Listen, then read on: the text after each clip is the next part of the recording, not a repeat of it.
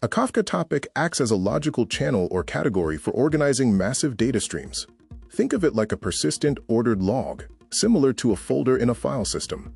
It enables data producers to write events and consumers to read them in real time. Kafka was originally developed by LinkedIn in 2010 to handle high-latency data. It was later released as an open-source Apache project in 2011.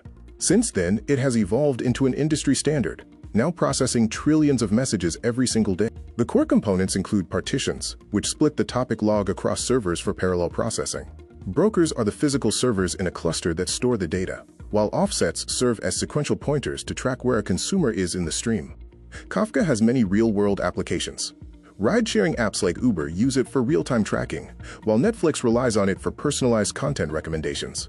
It is also used in banking to provide instant fraud detection across massive transaction volumes. Looking ahead, the future of Kafka includes a shift toward cloud-native and serverless architectures. It is also seeing deeper integration with stream processing engines like Apache Flink, and is becoming essential for providing the fresh data required to power generative AI workflows.